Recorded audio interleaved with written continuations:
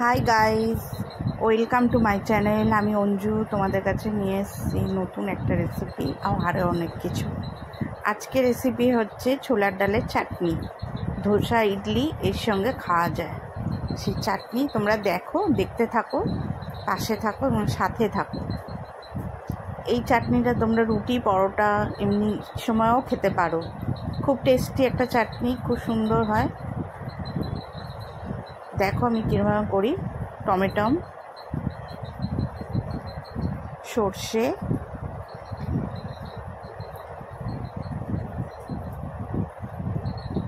কারি পাতা, রসুন, পেঁয়াজ, লঙ্কা, কারি পাতা, আদা, রসুন, ছোলার ডাল। এবার কড়াই একটু তেল দেবো অল্প করে, ডালটা একটু নেড়ে নেবো কড়াই।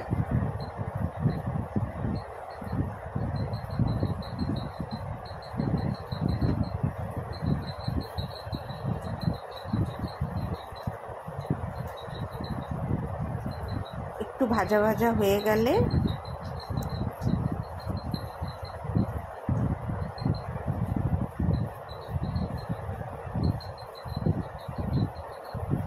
তার মধ্যে টমেটোটা দিয়ে দেবো, কেটে রেখেছিলাম আমি স্লাইস করে, ছোটো ছোটো টুকরো করে। তাতে পেঁয়াজ,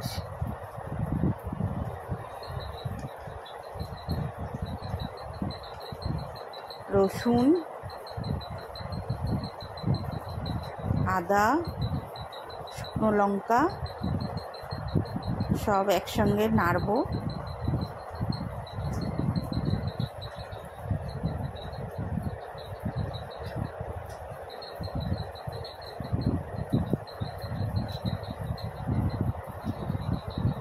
একটু নেড়ে নিয়ে একটু ভাজা ভাজা হয়ে যাবে, অল্প করে, বেশি নাড়বো না।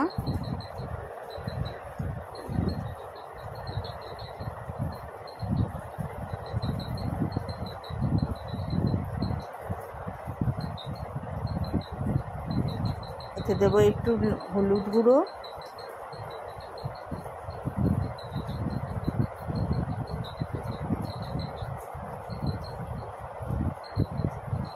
একটু কাশ্মীরি লঙ্কা দেবো কালারের জন্য,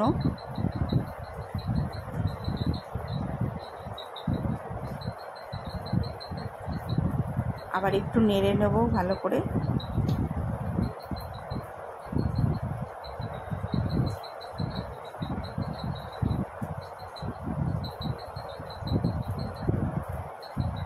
একটু নরম হয়ে আসবে, একটু নরম নরম হয়ে গেলে একটু ঢাকা দিয়ে রাখবো, নরম হয়ে যাবে।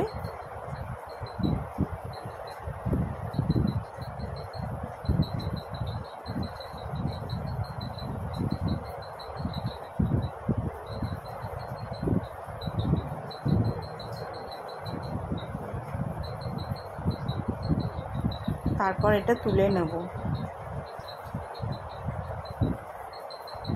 বেশি ভাজা ভাজা হবে না, একটু নরম করে নেব। একটু কড়ায় অল্প তেল দিয়ে নেড়ে নিয়ে তারপর এটা আমি বেটে রেখেছি, সময়ের অভাবে তোমাদের দেখাইনি। এটা বেটে রেখেছি মিক্সিতে। তারপরে কড়ায় তেল দেবো, আর একটু অল্প করে তেল দেবো, কারি পাতা, সর্ষে ফোড়ন দেবো।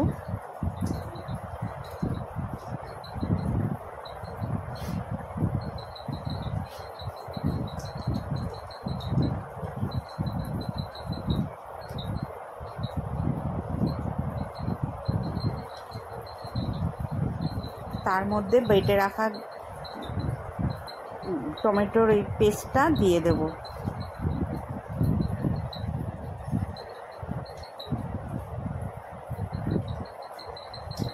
একটু নুন দেব,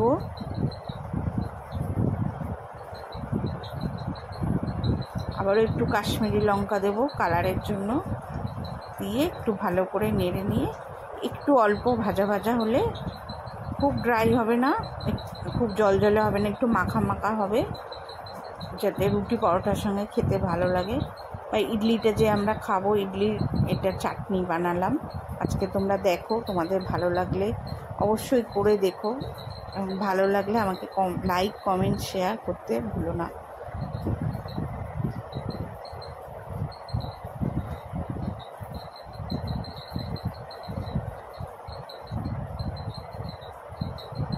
আমাদের রেডি ইডলির চাটনি।